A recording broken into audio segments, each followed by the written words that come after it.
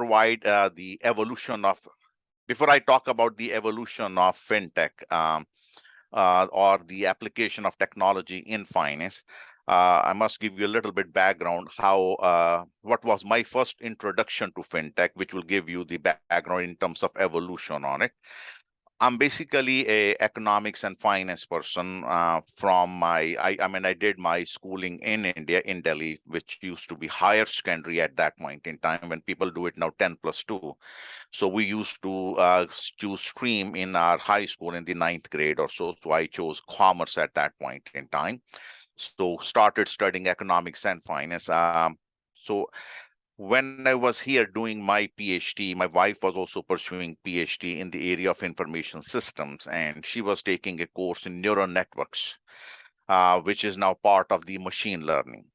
So at that time, we used to work on mainframe computers because desktop computers had not penetrated. And one of the reasons I'm mentioning this is because it is the penetration of technology in our homes that has basically brought this revolution, or these new terms known as FinTech or InsurTech or RegTech, or these new areas or analytics that has become very, very popular on that part. So we used to work on mainframe computers, and the mainframe computer center will open till only midnight. So many times I'll go in the around midnight to pick her up from the lab. So sometime if I reach early, say at 11:30, so I'll sit and watch what they were doing on neural networks. So slowly I got interested in that area of what it can do. And then I thought of, okay, it can be applied in the area of finance, specifically in terms of predicting credit risk. That's when we started doing cross-disciplinary research, applying technology in the area of finance. And that's where, surprisingly, I wasn't even aware of it at that point, what we were doing. But that's where we realized that there's a lot of interest, actually, use of this kind of technology in the area of predicting credit risk, or in the area of loan evaluation on that. And that came to be known as now machine learning. At that point in time, nobody had assigned, I'm talking about the late 1990s, I'm talking about nobody had assigned the term machine learning at that point in time. So over a period of time, as technology has become easily accessible, or as technology has penetrated our daily lives, this has the use of technology in financial decision making, as well as in other areas of business. So that's where the new terms comes into picture on this particular part.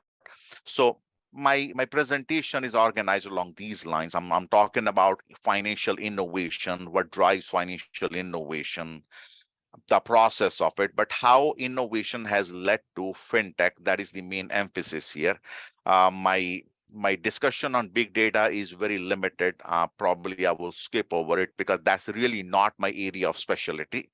But I can talk about how it is impacting in shifting the focus of business, or open banking, or alternate lenders, or digital only bank, neo-banking, how it is disrupting the economic and the accounting and finance professions in the market, and what kind of the business model is evolving now, or where we are headed, and how it can impact, how it can make a social and economic impact. I mean, yesterday at the very beginning, they asked me about democratization of the capital markets.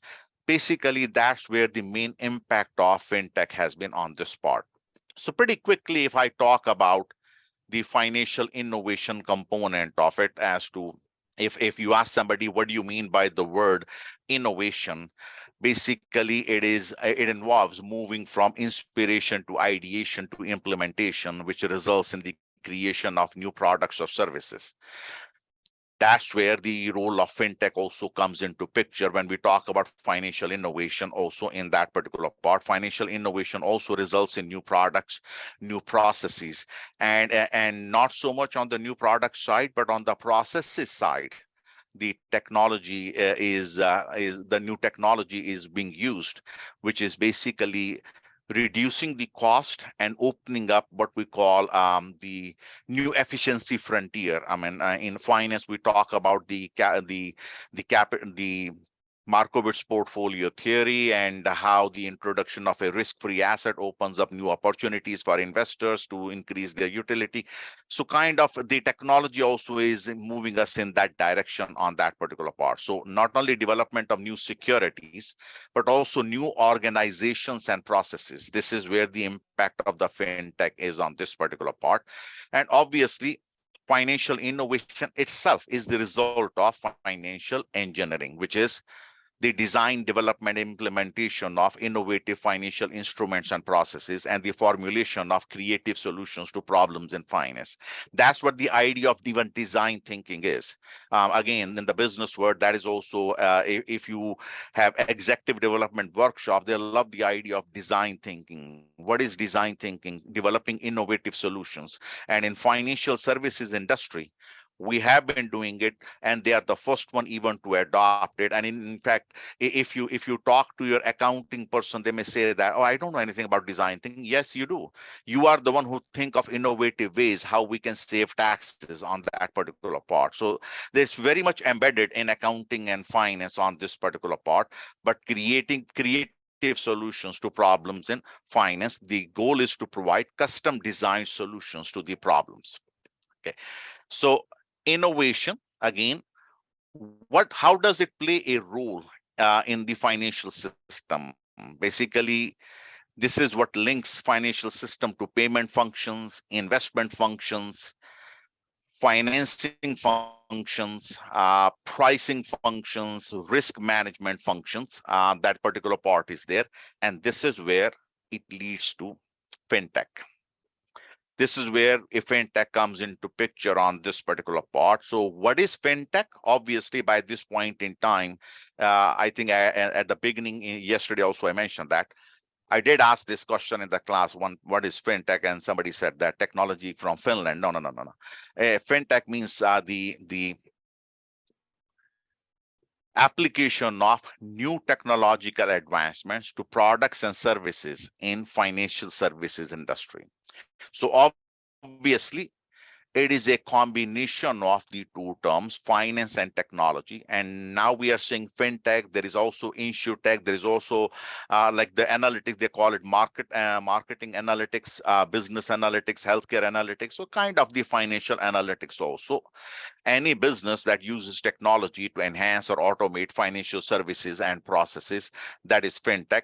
And pretty rapidly growing industry, which is basically serving or helping the consumers as well as the businesses.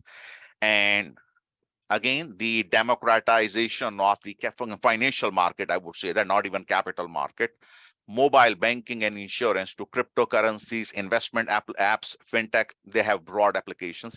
I mean, I'm sure everybody heard the name Robinhood, how how Robinhood became literally kind of a household name, at least in the US, where they were basically buying all these meme stocks. And the idea was that the hedge funds are the one which are driving down the stock prices, specifically the Gen Z here in the US. They were buying up these GameStop stocks and other stocks through the Robinhood apps on this particular part. So fintech, basically combination of finance and technology. Now, how did it evolve? Where did it come from? Not a new industry. It's not a new industry. It just evolves very quickly. I mean, technology has been part of the business world. Technology has been part of the financial services world for a very long period of time. Be aware of it. The only thing is, as new technology becomes available, obviously, slowly it is integrated.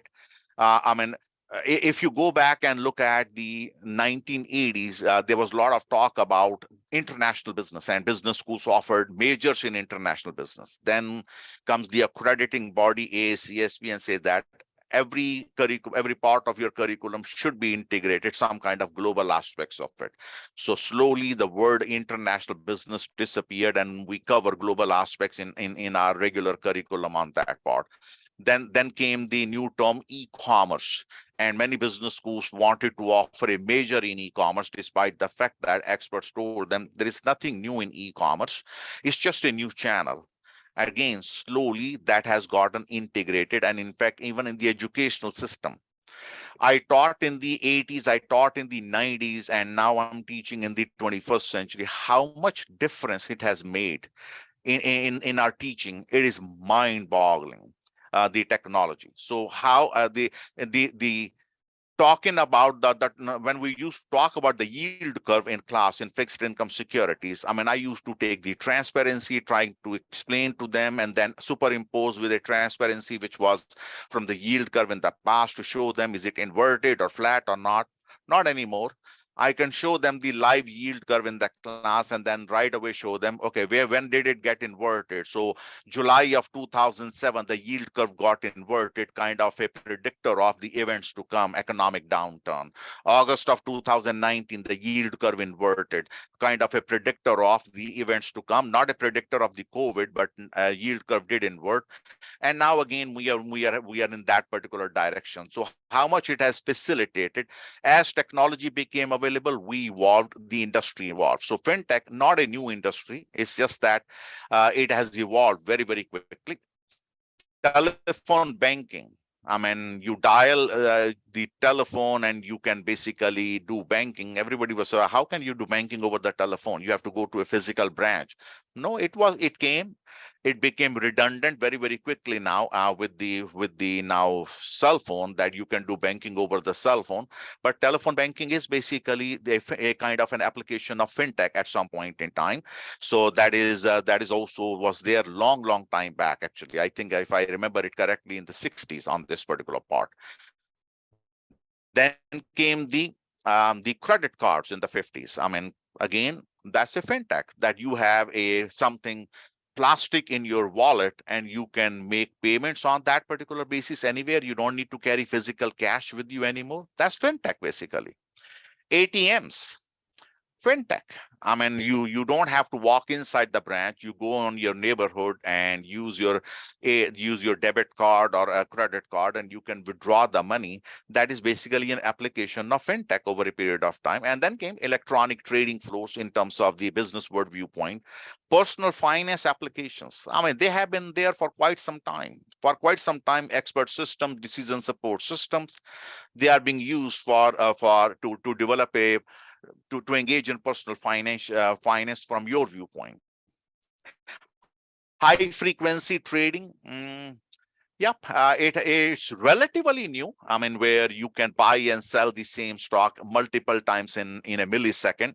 I don't have any kind of science background, so maybe Professor Inderneil or somebody else can explain that more as to what is a millisecond. For me, like a second is a second on that particular part. But high frequency trading platform, sometime around May of, if my memory is correct, May of 2011.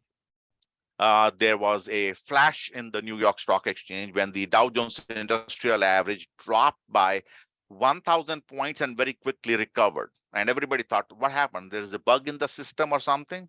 And then they realized that no, some traders were using high frequency platform, and that's what caused this. And SEC started investigating, and now almost all the hedge funds have it. And this is a new variable in the stock market. If you're participating in the stock market, obviously the use of fintech in picking the stocks, machine learning algorithm picking the stocks, is pretty common. I mean, you talk to the hedge funds, whether it is Citadel in the US or any other bigger hedge fund, their recruiters are actually going to Ivy League schools, computer science departments. I mean, they're hedge funds. They want people to help them pick stocks. And you will think that why don't they hire finance people? Yeah, they'll hire it.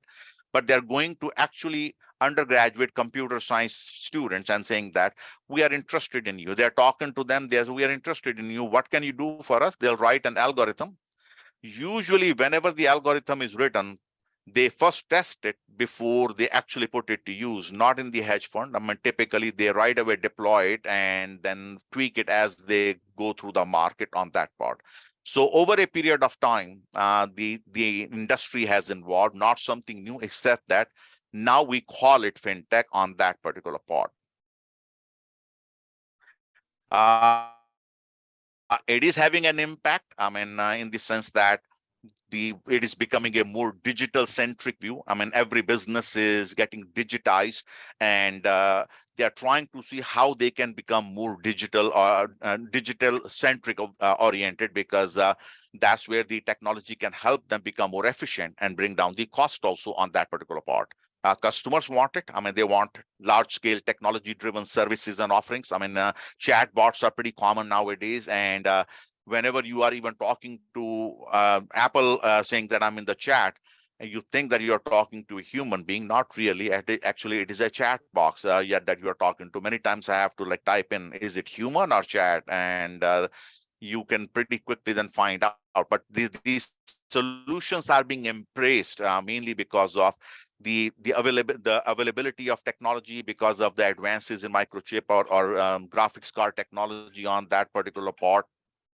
And the goal is that it will help in more customer satisfaction on that from the business viewpoint. New technologies, as I said, I mean, what has FinTech enabled? I mean, peer-to-peer lending, money transfer has become so easy with Venmo, Apple Pay, and also with the application of Zelly, and you have other applications where you can transfer the money to from one account to the other account with basically a touch of a button.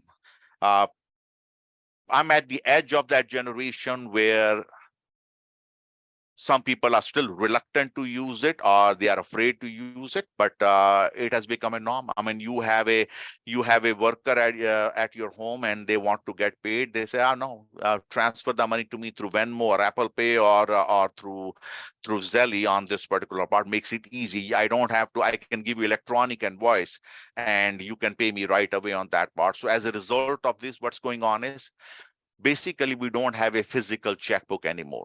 We don't have a physical checkbook anymore. And if somebody insists, somebody who is living in the Stone Age insists that, oh, you need to make me a check payment, and there is a homeowners association which says I need to pay them by check. I don't know why don't they upgrade their systems? I literally had to request a checkbook from the bank, and they were also surprised, like, how old are you? That you need it, because everybody's using now these money transfer services on this particular part, and that is what is transforming the financial services industry. I do not think there is anybody who has not heard the word blockchain and payment processing, the technology which resulted in cryptocurrencies.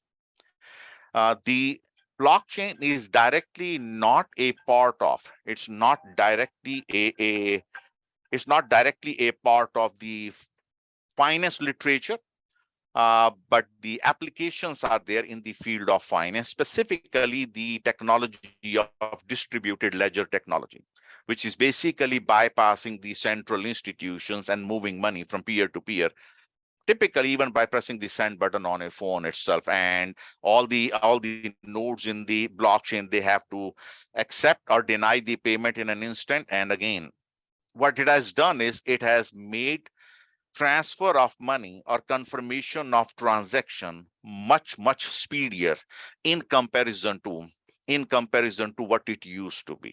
I mean, previously, my initial job started with the State Bank of India.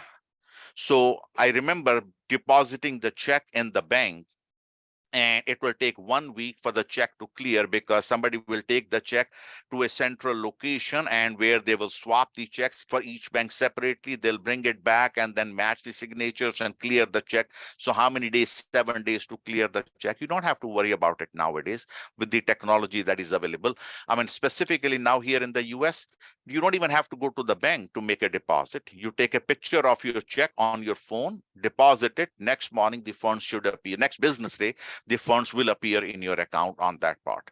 That is what FinTech has enabled, that the speed with which transaction can be executed. And at the same time, banks don't have to worry about maintaining too many people in the actual branch. So people in the actual, there is very few people in the actual branch, because you don't want customer to be there inside the branch on that particular part. So blockchain technology on that part, not only on this banking side of it, trading and investing side of it.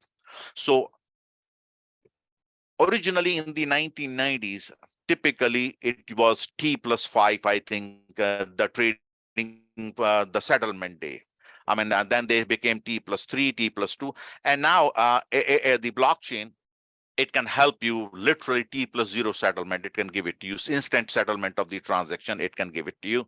That technology is very, very crucial. That technology is something that businesses are willing to adopt. They should adopt because it is helping them reduce the cost significantly. Obviously, I'm not going to talk about the cryptocurrencies in detail, but I mean, yesterday, a lot of people talked about the cryptocurrencies, digital currencies, which basically use encryption technologies to, and that is what is used to regulate the generation of units of currency and verify the transfer on this particular part. Cryptocurrency, originally the Bitcoin, you needed a lot of computing powers. I mean, you need to know cryptographic code and things like that. Nowadays, there is enough of the processing power available to you that if you want to participate in mining cryptocurrencies, you can actually have a computer at home. Like you can have a hexa-core or 8-core processor computer and these NVIDIA graphics chips and things like that, which you can mine the cryptocurrencies. Obviously, now it has not, it is no longer as profitable as it used to be, but evolution of the industry from that particular viewpoint. And there are more crypto coins available in the market now. And in fact, to an extent, even some of the central banks now, they are saying we are going to go digital. And in fact, I think it's either Sweden or Switzerland, Sweden, I think, which has become completely digital. They are paperless country on that particular part. They're using the electronic currency transactions on that part. Banking, the impact of FinTech on banking or how it is impacting the banking side of it, open banking. And this is where neobanks, internet-only banks, they have come into picture. They don't have physical branches. You only have to be on the internet in order to make a deposit, in order to withdraw the money, or in order to take a loan out. Neobanks, that platform is being made possible because of the FinTech. And not only that, they can basically connect all your accounts. They can evaluate your credit rating in a different way than what traditionally used to be on this particular part. Again, I talked about mobile banking also here, that what it has done. I mean, when we talk about the democratization, this is where a major impact is. 80% of the population, and now I think it's more, my data is old, I think 85% of the population in the emerging market, they have a mobile phone. Only 50% of the people had an actual account with the bank. But through the mobile banking, through the mobile phones, it has become now possible to actually provide this kind of financial services to people who were otherwise being left out of the financial fold. So as a result, financial intermediaries are able to mobilize the savings and make them available for investment purposes so that capital formation can take place, economic growth can take place on this particular part. So what it is doing is it is bringing in, and not only that, you can actually provide, if you are giving any kind of financial incentives or financial aid to these people who were poorest of the poor or who were not easily accessible to you, you can make a direct transfer to their accounts through these electronic means. So there is less leakage in the system. The money that is intended for people, it is actually going towards them on that particular part. So it's easy. Customer doesn't need to walk into the bank, things like that. The fraud detection and security. I mean, obviously anti-fraud efforts. I mean, fraud is a major, as I said, the fraud prevention specifically for the credit card industry is pretty important. And now when they're allowing you to access your account over the internet or through your phone, there is more risk of fraud. I mean, if you watch that TV serial from India, which is Jamtara, like how they were able to fool people by calling them over the phone or through the internet and things. Pretty common. Phishing scams are pretty common on that particular part. But now with two-factor authentication, they are able to control it significantly. I mean, if somebody's bent upon and somebody is really fool and doesn't understand, you don't click on a link, still gives away the money, that's a different thing. But they have made substantial effort in fraud prevention. Not only that, even the credit card companies now, they are using neural networks, where means that there is a pattern to how you use your credit card. If anything is out of the ordinary of your pattern, they will immediately, it will raise alert, the computer will alert the company or the security that there is something out of the pattern here, and then they will be able to investigate and stop it on this particular part.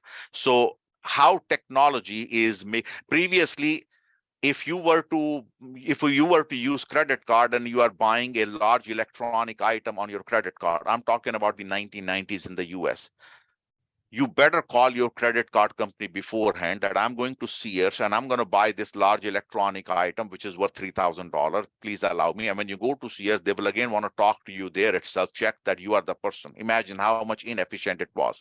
Not anymore, because they are using machine learning techniques now to detect fraud, whether you are the one using it or somebody else is the one who is using it. I already talked about the digital-only banks, the neobanks, which can provide basic banking services without any physical branches. I mean, you can basically have the whole bank available to you on your mobile device. In India too, now they have become pretty good at managing the digital bank. At least up till now, my experience has been that they have really evolved. And specifically with the mergers, what they are doing is creating some bigger banks which can play a global role, so that they can actually attract capital to India, and they are adopting technology very, very quickly and very efficiently on that part. Alternate lenders, again, they are giving competition to conventional lenders because they evaluate your loan application in a very different way. So they are using alternative data, your social media, your GPS data, your online purchases, your mobile data, and they can give you decision very quickly.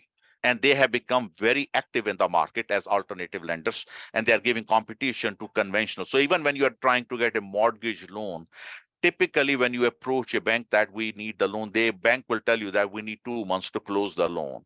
Alternate lenders typically have told me that we can close it in 21 days. They actually sometimes tell me we can close in 2 weeks to 1 month, because we are using different technology to evaluate and close the loan on that part. Very surprising to me, but that's what technology is facilitating it for them on that part. So as I said, it is very disruptive in the market. It will continue to disrupt the financial services industry as well as the business world also on that particular part. And the new term is now InsurTech, RegUtech. All of these are part of it. Okay. And it is really having an impact. Hold on just 1 minute. The financial intermediation role will be there, but their stake will be, I mean, who knows what other technology will be there in the future, but my internet is getting unstable a little bit. So let me say that, and it will have profound, as I said, social impact, economic impact. It will have an impact on the profession also, the accounting profession, the finance profession. Like when I was studying accounting back in my high school, we were told that your job is to do bookkeeping and be the watchdog of the business. Now I am being watched by the computers because accounting is being automated. Accounting information system has become part of the CPA exam in the US, and machine learning is being used for auditing purposes. I mean, previously to audit the financial statements, you'll have to go to the business and be there for 1 month. What's going on? We are auditing the financial statements. I mean, and how much what do we do with the audit? We provide 95% assurance that the financial statements have been prepared in accordance with generally accepted accounting principles. Not with the machine learning. I mean, they can do a very good job of detecting fraud in the financial statements on that part. So it is making the business more It is making the business more efficient. It is enhancing the customer experience. It is improving the operational efficiency. And giving it is given. That's what the game changer is on this part. I think I'm way beyond my time, so I have to stop on this particular part. Anybody has question, comments for me, I'll be more than happy.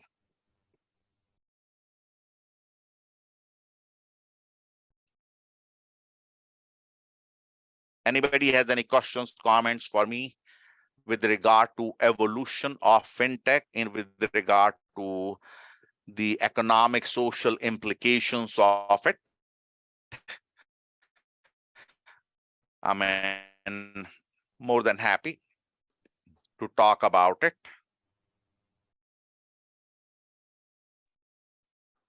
Any questions?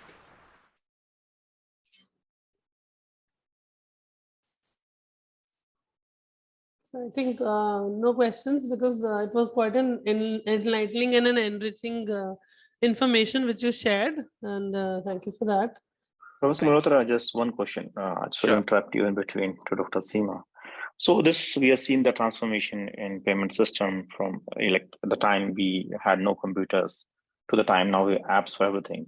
So what do you think, what could be the next thing for the world in terms of financial payments? It's very difficult to predict. It is very, very difficult to predict as to where it is headed. The only thing that is happening right now is that we will not have paper money ultimately. The way it is headed is you won't have the paper money. And already it is at a point where I can do peer-to-peer transfer on my own. You don't have to issue a check. You don't have to go to the bank.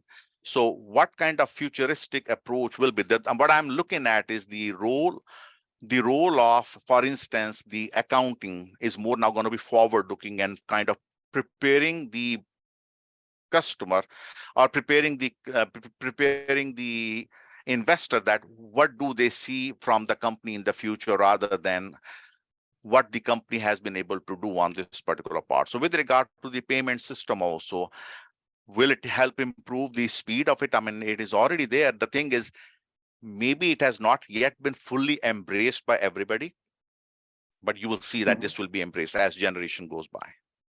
Yeah, thank you so much. Thank you, sir. It was indeed an insightful session. Now I would like to introduce Dr. Indranil Chakrabarty. Dr. Chakrabarty is an associate professor of finance at the University of Miami. He received his BTech from IIT Guwahati in 2001, his MS from MIT in 2003, and his PhD from the Wharton School in 2010. He is interested in financial intermediation and corporate finance and has various research papers published in renowned journals. I would like to invite Dr. Chakrabarty to take a short 10-minute masterclass on FinWeight, opportunities and future trends. Thank you for this opportunity, Priyanshi. Let me share my screen, if that's okay with you. It says I cannot share my screen. Maybe I can. Let me try again. Yes. Can you see my screen yet? No. Okay. Can you see it now? Yes, sir. Your screen is visible. Okay. Oh, okay. Very good. All right. So that was a very nice presentation by Professor Malhotra. So I'm going to be short. Many of the points we have discussed already. So we will talk about opportunities and future trends. I'll discuss a few points which have been discussed yesterday and today as well. First is, notice the high adoption of new technologies in finance in the developing economies. China and India are leading the pack. Brazil is also there. United Kingdom and Australia are there as well. But as you can see, the significant adoption is not in the traditionally developed economies as you would think of. And this is a great opportunity because this is the same thing which has happened in other technologies. For example, as I was mentioning yesterday, that phone lines are hard to provide, but we have seen a leapfrogging in economic development in many countries because you can sidestep or essentially leapfrog over the steps which other countries had to take. So India is taking many of these steps in advance of other countries because People are used to the idea of mobile phones now, and they are adopting e-commerce and applications on their phones much faster than in developed countries where they are still going to the banks. Right? So this leapfrogging forward is a welcome opportunity for India and other countries to grow faster. This also reduces the cost of financial transactions, which I was mentioning as well yesterday. This is the core point behind FinTech. We are trying to reduce the cost of financial transactions and provide a larger swath of the population access to finance. And the third point, as we have been talking about in this whole conference, is the idea of metaverse and so on. But what is it? It is essentially, we should think of it in the same theme as intuitive interfaces, right? We all like Apple phones these days, many of us like them, or the other phones, Samsung, etc. I'm not choosing one over the other, but they have become much more intuitive, right? The technology, good technology, essentially gets out of your way, right? You do not have to waste a lot of time understanding it. So these intuitive interfaces, what is the benefit? Then also, we're going to hopefully see more people engage, right? And so these are the 3 points. Leapfrogging essentially has happened in communications. It's happening in digital documentation as well. A lot of documentation for health records, financial records, real estate records, etc. You are seeing India and other countries are taking the big leaps forward, right? And those Aadhaar card and all these other biometric information, right? In the United States, the Social Security card is still a piece of paper, right? So these when this new technology is utilized for the first introduction of documentation, India is already doing utilizing all these technologies. So this is a type of leapfrogging which will help developing countries, specifically India. And of course, we are talking about banking, and we are interested in this topic. And here again, we are seeing that you could open new branches, but now everybody has a cell phone, right? So your cell phone is your branch. And so these are the themes which we have been hitting before. Notice this picture also, it's still 2020, latest data is hard to find, but mobile money transactions in upper middle countries are here, and number of transactions versus value of transactions. And you can see the value of transactions is much larger in these countries with low and lower middle income. Even though the number of transactions are equal, value of transaction is actually much larger, right? On the other hand, that is not the case for banking, right? In terms of mobile and internet banking transactions, you are seeing that still higher income countries are doing a lot, right? While lower income countries are not doing as much, okay? And so we must distinguish between transactions and general banking interactions, right? Money transactions versus general banking interactions, and tells you that there is an opportunity for participants to come in and do more banking in lower and lower middle income and upper middle income areas compared to the highest ones. Even though the transactions are less in number in the high income areas, you can see that the dollar value is larger. So we should think about that and think about how that reflects on the banking versus the money transaction space, right? Because we talk about the fact that there is a lot of transactions happening. Real-time payments in India are the highest in terms of number of transactions. But we also have to take into account other parts of financial systems, right? Beyond payments between two individuals. And so that is an area where growth can happen. So, I mean, one of the ideas, well, where should we see more growth? And the idea is, well, we should see more growth in banking between two businesses, two consumers, and all these types of opportunities, which, you know, many of these companies are trying to take in the United States, in India, and elsewhere, provide us a present and a future. The present and future are mixed. As Professor Malhotra was also saying, it's very hard to predict the future.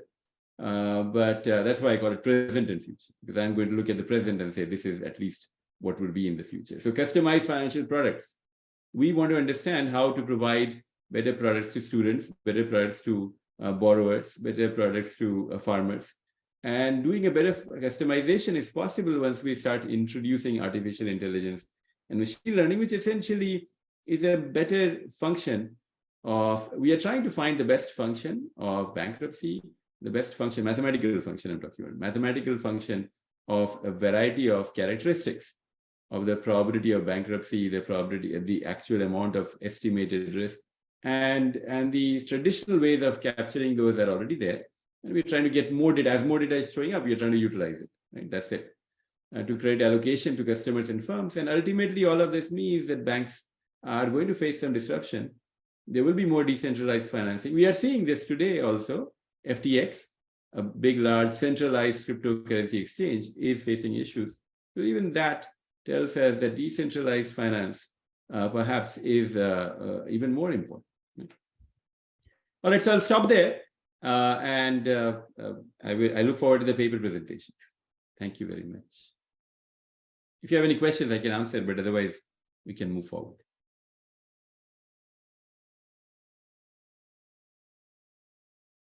Thank you, Dr. Chakrabarty, for such an insightful session. Now we will begin with the paper presentations of track 2, the theme of which is FinWave, opportunities and future trends as discussed by our guests. The session chairs will be Dr. B.K. Malhotra, Dr. Indranil Chakrabarty, and Dr. Seema Ma'am. Dr. Seema Ma'am is currently working as an associate professor at DME Management School. She has done a PhD in organizational behavior and human resource management from Aligarh Muslim University, PGDM in HR from AIMA CME and LLB from Punjab University. Dr. Seema Ma'am is head mentoring at DME and works closely with the team of dedicated faculty members for the best nourishment of students, be it academically and mentally. She is actively giving contributions in all the fields, FDPs, workshops, conferences, etc. Her areas of work, teaching, and research are organizational behavior and HRM. We welcome our session chairs. I hope the session chairs are able to access the evaluation sheet that has been shared with you. Thank you, ma'am. Yeah, I'm able to access it. Dr. Chakrabarty? Yes, I can. Yeah. Dr. Malhotra? Yes, I have them. Okay. The presenters will be evaluated on the following criteria: objectives and research design, conclusion and recommendation, query handling, adherence to time, uniqueness of and originality of idea, presentation skills. The rules of the presentation are as follows. Participants will get 7 minutes for their presentation, followed by 3 minutes of Q&A by the session chairs. Thus, total time for each presentation will be 10 minutes. All the presenters must share their screen during their presentation. Presentations to be displayed by the presenter by sharing his or her screen. Kindly keep your video on during the presentation. We recommend you to use the virtual background for video shared with you through the mail. The papers in absentia will be presented at the end as the authors are not available. I request our judges to not evaluate the absentia papers. All the best to everyone. Now I would like to call Ms. Shilpa Agarwal. I hope you are noting down the time as well. Yes, ma'am. Good morning, ma'am. Ms. Shilpa Agarwal? Am I audible, ma'am? Yes, you're audible. Should I share my screen? Yes, you have to share your screen. Sure, ma'am.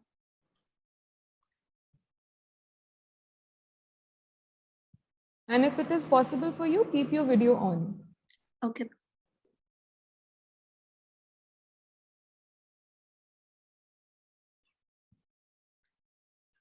Is my screen visible, ma'am? Yes, ma'am, your screen is visible. Good morning, one and all present here. My name is Shilpa Agarwal and I am doing PhD under the guidance of Dr. Priyanka Malik and Dr. Shalini Gautam. Today, the paper I am presenting, the title of it is Determinants of Continuation Intention of Digital Payment Services in Banking Sector. The table of contents, first I'll be telling the introduction, then objective, then research methodology, after that data analysis, followed by summary of findings, conclusions, and implications.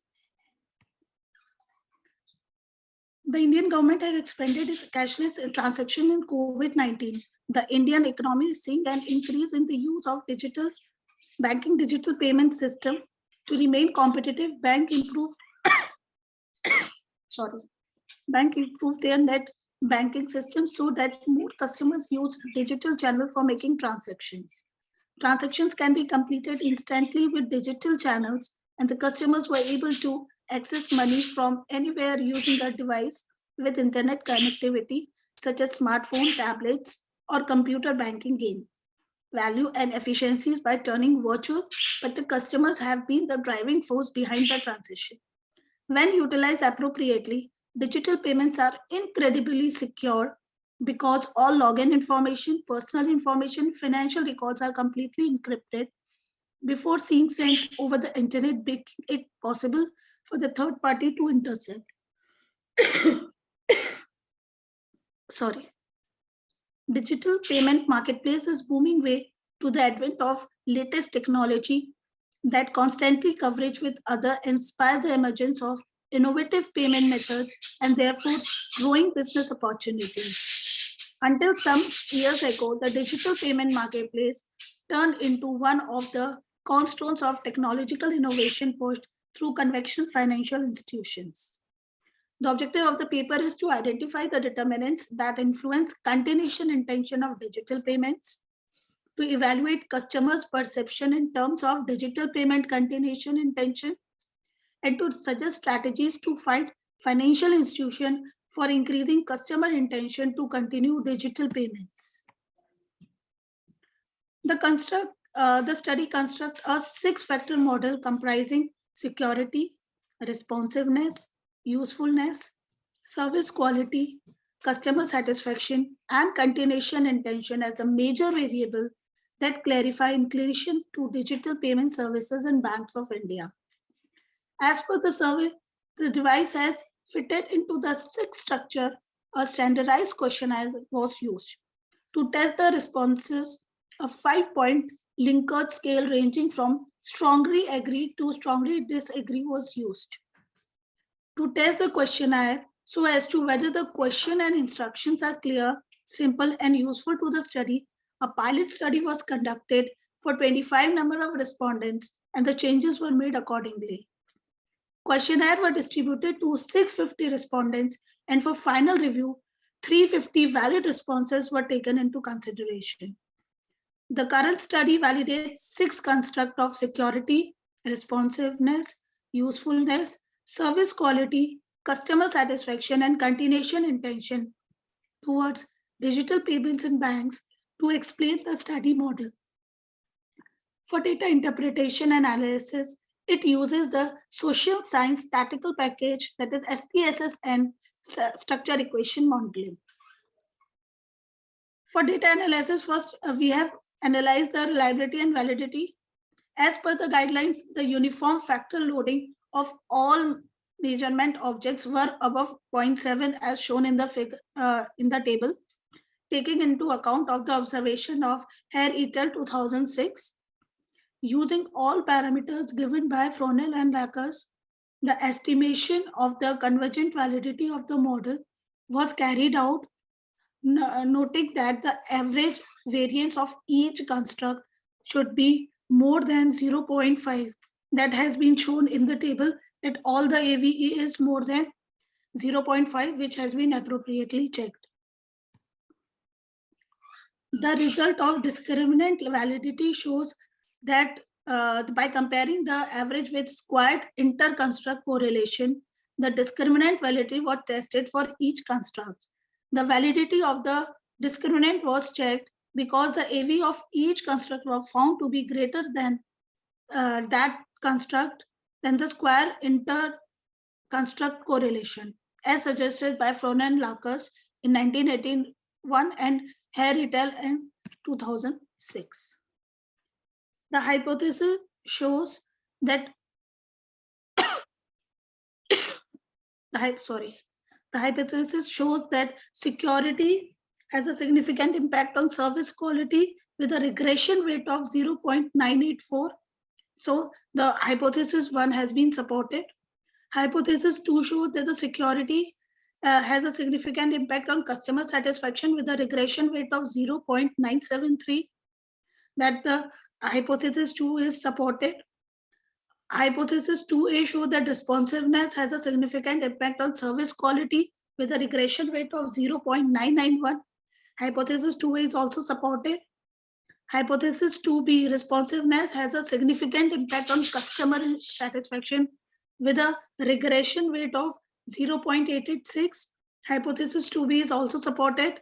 However, hypothesis 3A, that is usefulness, does not have a significant impact on service quality.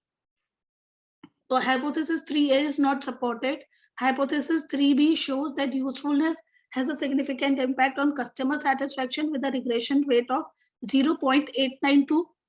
Hypothesis 4A shows that service quality has a significant impact on customer satisfaction with a regression rate of 0.769. Hypothesis 4B shows that the service quality has a significant impact on continuation intention with a regression rate of 0.886. Hypothesis 5 shows customer satisfaction has a significant impact on continuation intention with a regression rate of 0.790. So the summary of the finding shows that the analysis revealed that the security has a positive impact both on level of services and customer satisfaction with a regression rate of 0.984 and 0.97. Sorry to interrupt, but Ms. Shilpa, your time's up. Okay. Ma'am, then can I set the conclusion or Sure, you can. Thank you, ma'am. So from the study, we conclude that that the multifold benefits offered, the government of India has taken many steps to facilitate and enable digital payment in the region. This study tries to review the customer continuous intention towards digital payment services offered by banks in India. This is of utmost importance to understand, since there is a stiff competition and the bank have to understand what make their customers satisfied and to continue using digital payment services to validate the proposed research model and evaluate the formulated hypothesis. The research used structure equation modeling. The study also confirms that the positive influence of security, usefulness, and responsiveness on customer continuation intention through service quality and customer satisfaction towards digital payment services. Usefulness, however, has been shown to have a positive impact on customer satisfaction, but does not found to have a positive impact on quality of service. This shows that customer give emphasis on other factors while rating the quality of services. Furthermore, the result obtained validate the relationship developed by the process research model. This research model can be extensively analyzed further in related field of research. From a theoretical approach, the study finding have significant implication for research working in the field of digital payments. First, the study offers a thorough theoretical understanding of the security, usefulness, and responsiveness variables that determine the continuance of bank-provided digital payment service by determining the impact on customers. From managerial point of view, the results of the study have important implication for the managers in designing their digital payment services to pursue greater acceptance. This indicates that service quality and customer satisfaction have a very strong impact on continuation intention towards digital payment services provided by banks. Bank managers should ensure a strong security system when offering digital payment services. Customers, moreover, the clients who experience usefulness and advantages are more likely to use the same services in the future. Further, to impact responsiveness, the bank should enhance the speed at which complaints raised across channels surrounding failures of transactions were addressed. The findings also give insights for managers to better understand how e-service quality and customer satisfaction is formed and how important each attribute and dimension of e-service quality and customer satisfaction is to ensure customer continuation towards digital payment, which in the end can help to retain online customers and banks. Sorry. Thank you, ma'am. Sorry. Thank you, Shilpa. I would like to inform that Dr. Malhotra would like to take a leave. Thank you for your valuable time and effort, sir. It really means a lot. Thank you, everybody. I'm sorry, I have an early morning assignment tomorrow morning, so I have to. Thank you. Thank you, sir. Enjoy the conference. Thanks. So it's so much. Thank you. Thank you So very much. it's for you, gratitude from our side. Thanks Thank for you. sparing your valuable time. Thank you. Thank you. I would like to ask the session chairs if they have any questions from Ms. Shilpa Agarwal.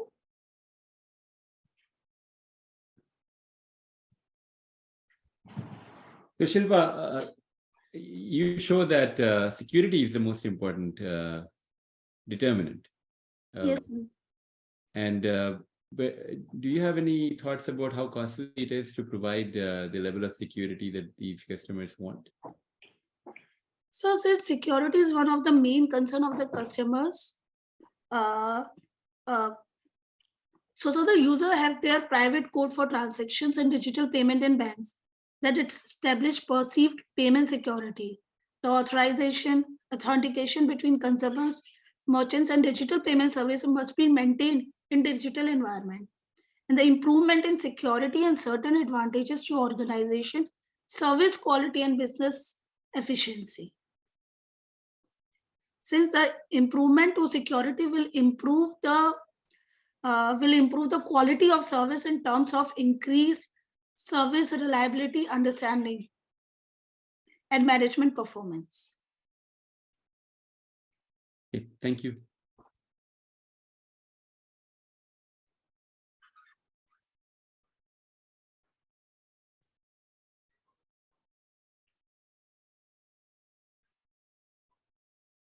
Thank you, Ms. Shilpa. I would like to remind the presenters that adherence to time is one of the evaluation criteria. Following our next presenter, Mr. Pulkit Gaur.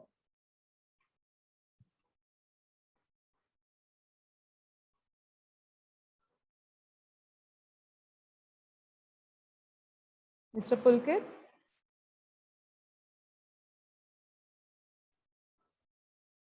We can move on to the next. I don't see Mr. Pulkit on the screen. Moving on to our next presenter, Dr. Sunil Kumar. Yeah, I'm there. I'll just share my screen. So I can't switch on my video. I'm traveling, so I requested your professor that please pardon me for not switching on the video. I'll share my slides for sure. No, sir, it's completely okay. I hope my slides are visible. Yes, sir, it's visible. Yeah, fine. So just request you to switch to slide share. Thank you. Yeah, sure.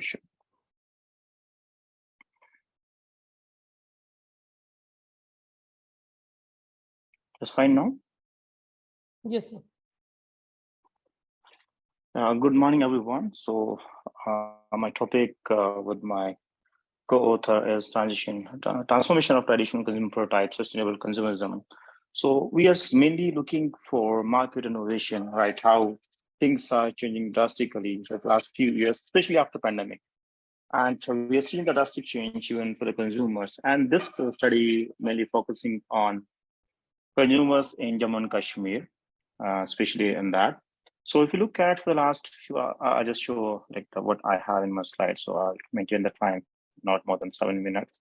So introduction, as I just made one slide, a research gap, why we're looking for this research specifically. Then we have some model, and based on that, which we have hypothesis created, the objective and data collection, one slide, data analysis has been done. I will show some results and suggestions from and a limitation of this work which we have done. So if you look at like the economy, right, and due to competition in the world, globalization, and we've seen how WTO and such entities are contributing to the growth of the world in terms of trade. And that's one thing where we look after consumers.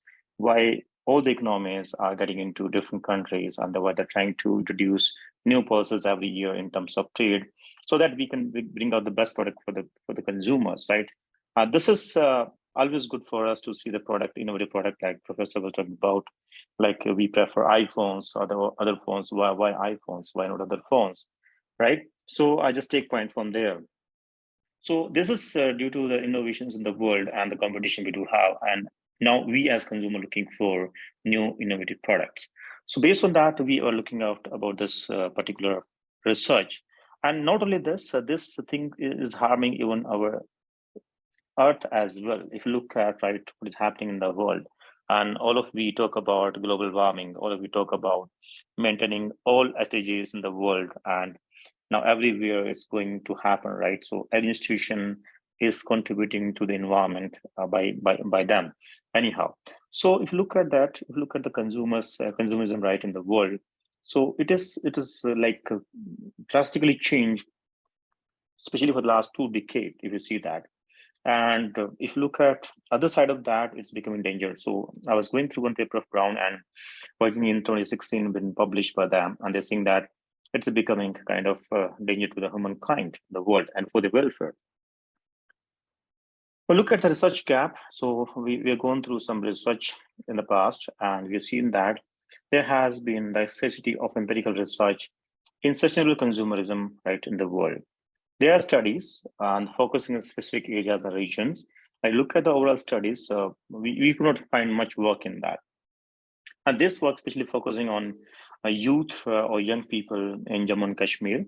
And that can be applied to even all the states in the country, even in some countries as well, because the things are a little okay to generalize overall. And based on that, we have this model, and we've taken the 4 components here: motivation, awareness, action, and advocacy. So I'll not focus much on this because this model may take a little time, maybe more than 20 minutes. And the objective of the study, I'm just talking about the objectives of the study. The first objective which we have is it was trying to formulate and validate a sustainable consumerism model, which we have shown that. And if you look at this particular model, so in that we have taken 4 different components in that. And those components are focusing on especially on the young online consumers in a state. And after this, when we were testing this model, I found that there is a role of marketing innovation, right? If you look at sustainable purchase intention, different determinants of that by the consumer. So trying to focus on these aspects in terms of objectives are concerned for the research. And if you look at the data, so what we have done that we have collected data from 300 students in Jammu University and Kashmir University, right? And even after that, we conducted one pilot survey to check the model, whether it is okay to go or not, right? So it found things were fine on that, right? And we just try to have this model for 300 students, right? So as we're looking for young consumers, right, in Jammu and Kashmir, so focus is that only. So based on that, so the first thing what we had done as we're looking for perception-based research kind of thing, and we try to apply EF in that, exploratory factor analysis in that, and CFA as well. And after that, once we found the components, even we have created right this SEM model as well. And apart from that, we just checked that before and after impact through the t-tests and other ways when we are over. Sorry to interrupt, sir, but 2 minutes left. Yeah, sure. I'll just finish it quickly. And if you look at the results, so the finding of this work, right, are still interesting for us. So it says that so there are few factors like awareness, advocacy, and motivation, right, to purchase intentions, right, to buy sustainable goods. So people are moving towards sustainable goods, right, in the market. That's one thing we do have. And our consumers are aware about environmental issues if you buy any product. So normally, we buy products which are recyclable in nature. So consumers know that, and they now more intent, right, to buy such products. And we firmly like they feel that we should focus on our environment, right? So we buy the product, we do the process which can save our environment. And after that, if you look at different things, they are into eco-friendly products, right? Which can again save our environment. In terms of suggestions, so there are a lot of things can be done. And for the marketer, they can look for the products which are eco-friendly in nature, right? This is one suggestion we do have. So on which we can focus on. That's it from my end. I think limitations, I will share my slides, so that can be shared with professor. So if there are few limitations, as we are just looking for a set of students, not individuals, which are working individuals. So that can be one thing we can do, what they think about such concepts, right? So we can have questionnaire filled by those people who are working professional, how much they think about such products right in the market. I'm finished, professor. Thank you, Mr. Kumar. Any question? I'll be happy to answer that.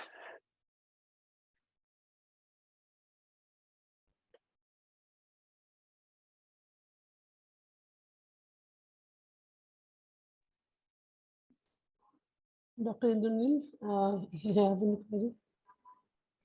No, I enjoyed the presentation a lot. What was the main challenge that you faced when collecting this information from the students? Do you see that there is a gap between the information that you collected from students versus what you would expect in the real world? What we found 90% accurate information, actually, to my surprise. Normally you won't find this much accurate information. What we think about the concept which we have the model, and we went to fill the questionnaire from the students of the university. They are aware of all those things. They say, yes, now we are into the products which are eco-friendly, when the products which are not spreading any kind of pollution. So they try to bring to that right kind of behavior in the market, so they can work for the environment right in the world.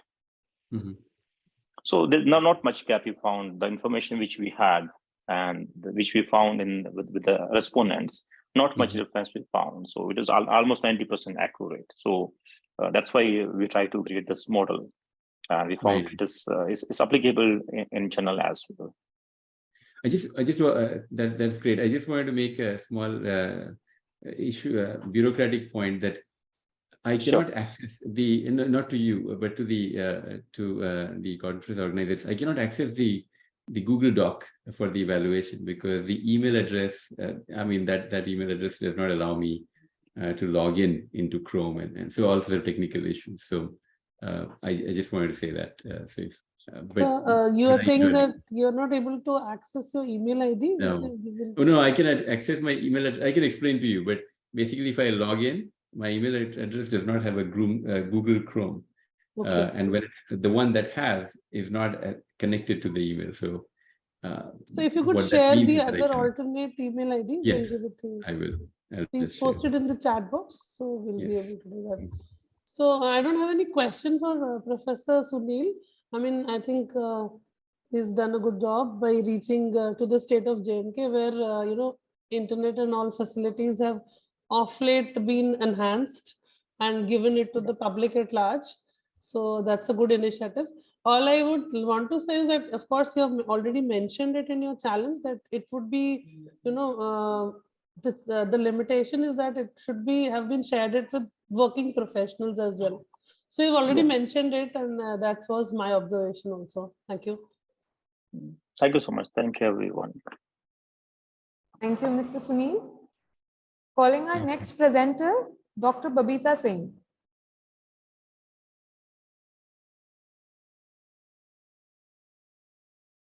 Dr. Babita Singh.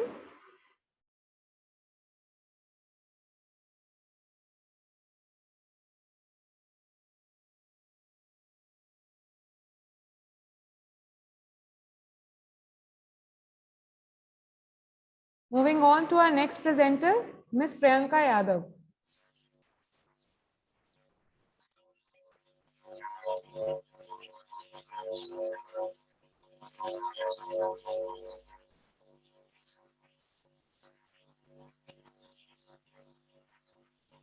Ms. Priyanka Yadav.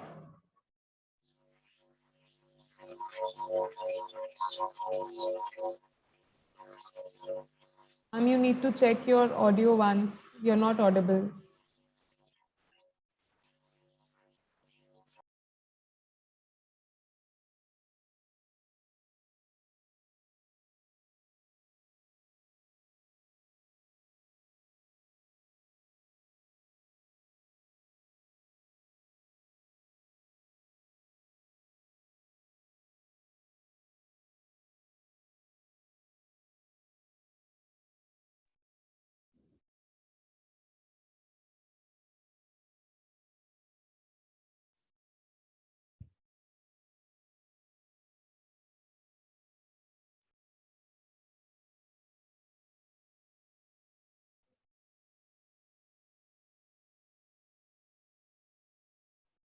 Priyanshi ma'am, can we start with the next? In the meanwhile, Priyanka ma'am will coordinate for the.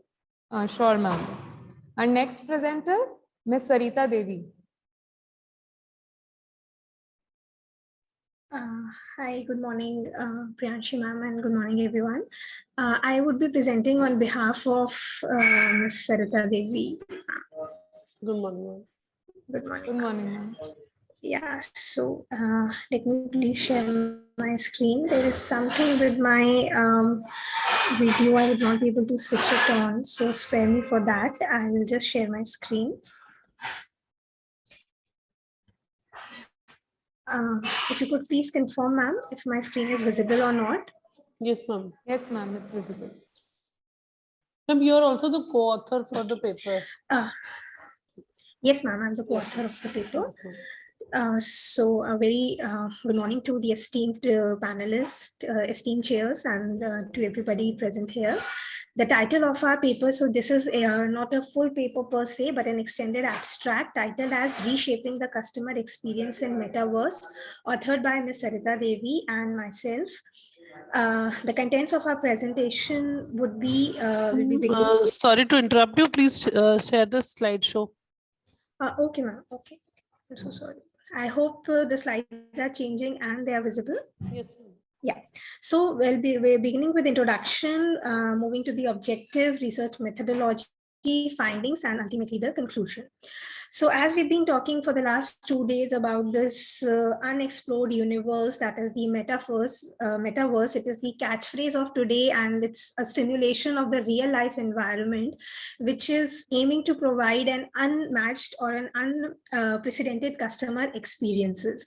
Already a lot of tech giants are there in the field and they're working tirelessly to make this a reality. So the entire premise is to provide a immersive customer experience. So this is what we intend to study in this particular paper, that how metaverse can enhance the customer experience. Because today, whether it is about the products or the services, it is the customer experience which acts as a competitive edge to the marketeers all around. So whether it is already in place for sectors like tourism and hospitality, and many others like telehealth and financial other sectors are coming up to match with it. So it is the customer experience which is the battlefield and is directly linked to the growth of any organization, as pointed out by a study by Povedano in 2022 and on news. So metaverse is that field which provides avenues of providing unmatched customer experience to the potential customers. So through the study, we intend to basically do a literature overview of the customer experience in the metaverse and unfold its various nuances. What we basically identified the avenues that where the customer experience can be enhanced, and ultimately what are the attached outcomes and challenges for the companies that use the metaverse. So our study is primarily descriptive in nature. We only did a literature overview of the secondary sources which are already available in the public domain, whether it was the journal articles, company reports, or any other published material which was available with us. So what we could found was that these are the 6 notable areas. There are other many, but through our limited review, which we could do in a short span of time, given the constraint. So these are the avenues of enriching customer experience. One is the customization which is possible. So whether it is, the products which you are wanting to, the kind of services, the kind of the detailed customization and personalization opportunities are there, because today every customer wants, the needs are so diverse, so dynamic, that the minutest of segmenting, targeting, and positioning is possible through the metaverse, and personalized services can be offered in that space. Secondly, it offers an opportunity of increased interaction. So today, no longer customers want to be the passive recipients. They want to be the active co-creators, giving their ideas, explaining what are they looking for. So this metaverse is this one space which provides an increased interaction, and the co-creation possibilities are higher in this particular segment. Then there are possibilities of innovative engagement. So whenever there are more opportunities of interaction, the customer engagement naturally enhances, which has spillover effects in terms of increased satisfaction, retention, repurchase intention, which is possible. Then personalized avatars. So we've all been hearing about digital avatars or the bitmojis and all these things which are already there in vogue. So, this is always a fantasy which is linked to every customer to be what they can be. Not in the real world, but obviously in a virtual world.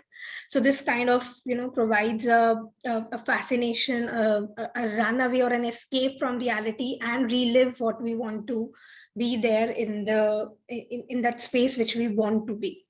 Then it is an immersive journey. You are literally taken through that space.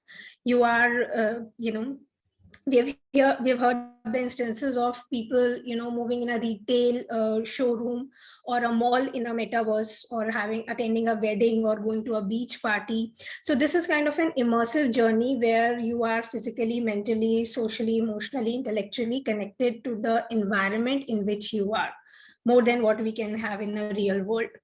And obviously the new payment methods about the NFTs, cryptos, Bitcoins, all we've been. So this offers new payment methods. Obviously the concerns for security and privacy are there, but yes, the novel payment methods, which in times to come, if are more secured and made more user-friendly, will be another opportunity for enhancing that customer experience. Then Last 1 minute, ma'am. Yes, ma'am. The outcomes for the business will be, as I said, that the spillover in the terms of increased customer satisfaction. Higher the customer satisfaction, more are you able to give an experience. Revenues and profits are the byproducts. Loyalty and customer retention is another competitive advantage which the businesses gets, and also it is a distinctive, it sets you apart. That is what all the firms are racing towards. But the remaining challenges that remains are the cybersecurity, the privacy concern, then secondly, the interface. So just like, because we need to have a platform which runs across the same, like all our applications, whether it is Android or on iOS, they are the same. So the tech giants have to work over something so that the interface becomes user-friendly and it is uniform across all the platforms. And time's up. So just want to conclude that some industries have already set their foot in. For some, like publishing, entertainment, dance, performance, concerts, this can be a game changer. So this was a small study where we did this descriptive detailing of the information which is available. Maybe in future course of study, we'll take it up in a detailed manner or complement it with an empirical study. Thank you. These are our references.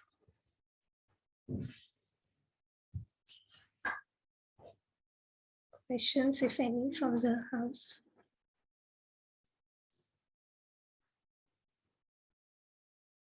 Please, Seema ma'am, maybe you should start.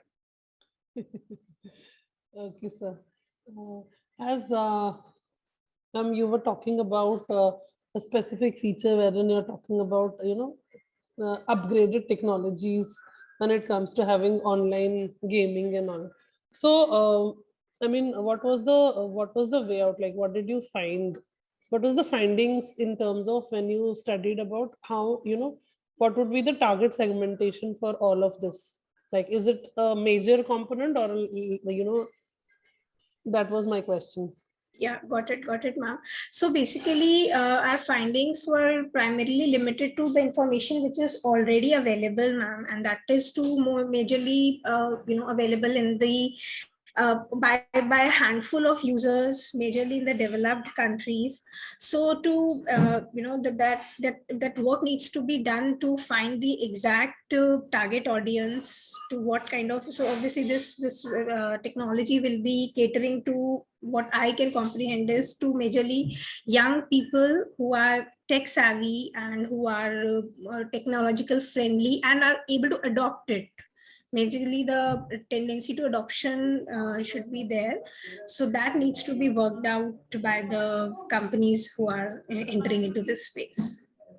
Okay, okay. Over to you, sir. No, that's great. Thank you. Thank you, ma'am. Thank you so much. Thank you, ma'am. Thank you, ma'am. The next presenter is Mr. Prateek Jain.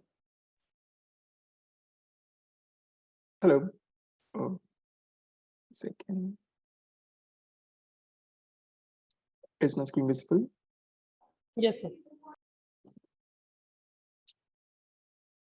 So a very good morning, everyone. Today, me and I am Prateek Jain and my co-author Priyanshi Jain, who is also currently hosting the event, would like to discuss about adoption of cashless transaction in rural and urban areas. And to add this, it is not a full paper, it is just an extended abstract. Moving on, we will be going through the introduction, objectives, why there is a need to adopt cashless transaction, analysis of cashless transaction in various countries, challenges in adoption of cashless transaction in rural and urban areas. We also observed that, as Professor Malhotra mentioned earlier, that now almost everyone is doing an online transaction, and it would be wrong to state the fact that everyone who is also present here also prefer to do an online transaction. But honestly, it hasn't been like this from the very beginning. We initially began with a barter system, then we moved towards precious metals like gold and silver, eventually moving towards coins and currencies with time, and now finally moving towards cashless transactions and hoping for a cashless economy. Cashless economy is a system where financial transactions are conducted digitally instead of physical banknotes or coins. But the purpose of cashless transaction payments is like not to substitute, but complement the use of physical money. The objectives of the study are to study the benefits of cashless transaction, analysis of adoption of cashless transaction in various countries, and to study the challenges faced in rural and urban areas. Moving on. So cashless transactions come with like a lot of benefits, like that is why we are doing them. But like doing a cashless transaction provides benefits to not only user, organizations, and to government as well. Some of the benefits are cost effectiveness and convenience, like there is no need to carry cash or even queue up to the ATM withdrawals. So cost reduction in printing money and maintenance. Printing money is the direct cost that affects the bank. In the cash, we can say RBI, in the cash system of economy, where maximum people work on cash transaction, the government has to produce and print more notes, increasing the cost to print money. And not only this, the maintenance behind the cost in storing notes, transportation of notes, and devices for detection of counterfeit notes is a lot. Moving on, controlling of black money and checks for money laundering. The transactions done through e-banking can be traced back, but tracking cash transactions are something that is next to impossible. Checks have been placed for depositing and withdrawing money through bank accounts, an important step for monitoring money laundering activities. Reduced red tapeism and bureaucracy. The cashless transaction done through electronic means, the wire transfers, which in turn reduces corruption and improves the service time. And in the end, like the benefit to the government, the main part, the government will benefit from the cashless economy in the area of adequate banking and taxation, improves regular services, improvised administrative process automation, and reduced cost of currency administration and management. We can say cashless transaction brings in better transparency, scalability, and accountability. So here is like analysis of adoption of cashless transaction in various countries.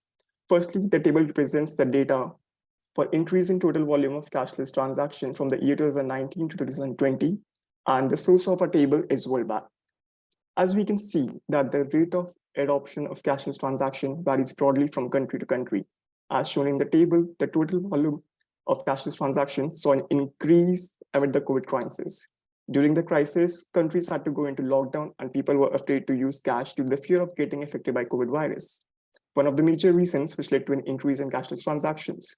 The rate of increase was observed to be more in the developing countries like India and Saudi Arabia, while the United Kingdom, which is a developed country, saw a decline in the total volume of cashless payments. The reason is the United Kingdom gone through an economic crisis since its exit from European Union and was one of the worst hit nations of the world affected by the COVID. The reason for decrease of the cashless transaction in United Kingdom. Overall, the world has been moving towards a cashless economy, and the table supports the statement. Now, moving on to the next slide, what are the challenges faced in adoption of cashless transaction in rural area? The rural economy is something that remains largely associated with agriculture and it aligns. Agriculture is something that is highly cash-centric activity, as both input and output channels work predominantly on cash transaction, including the sale, transport, marketing, distribution of harvest, etc. The number of measures have been taken by the government to promote cashless transaction and make rural India a cashless economy, but there are significant challenges that are faced by people in rural areas. Some of the challenges are like the inadequate infrastructure. There is an inadequate infrastructure, like ranging from network failure to erratic internet connection and power supply, which makes it difficult for people to perform digital transaction at ease. Digital illiteracy and awareness. The rural population is less aware of digital world, transfer mechanism, and how to do a cashless transaction. Trust deficit. There has been a generation past that has dealt only through cash. The old members of the community, like merchants, traders, money lenders, always trust their cash. It is like very difficult proposition for make people trust digital transaction as they have done to the cash. And finally, the nature of rural economy. Rural economy is mostly informal and cash suits better to people than digital transactions. There are short borrowings among neighbors, relatives, and bartering of goods, etc. The challenges have been thwarting the desired growth and adoption of cashless transaction. But with the help of the programs and scheme provided by the government and with the true desire of the people to get rid of cash-based systems, we can say that the day is not very far when cashless transactions will be adopted in rural India. Now, Last 2 minutes. Yeah, thank you. Moving on to the cashless challenges in the adoption of cash in urban areas. People, organizations, and companies are moving their business and day-to-day transaction digitally as much as possible in urban areas. But convening to the cashless transaction sounds, people in urban areas are also facing some challenges, some as cybersecurity concerns. The most critical factor that influences negatively the prospective customers who make payments electronically. With the magnitude with which the cashless transactions are taking place, we can say that the risk of online fraud, identity theft, cybercrimes, malware, and virus attacks have been rising. The other point is disclosed privacy. Consumers perceive that they cannot hide their information and they might leak any confidential information, and they lack trust in how the bank or government would use their private information. Moving to the costly swipe machines and extra charges. Many people do not want to make a cashless transaction because they perceive that e-payment involves extra cost and transaction charges. As small business owners may engage in cashless transaction, they might fear that they have to invest in small devices like swipe machines that are not subsidy-free and will occur as an additional cost. Final point, financial literacy. Low financial literacy hinders the growth towards cashless economy.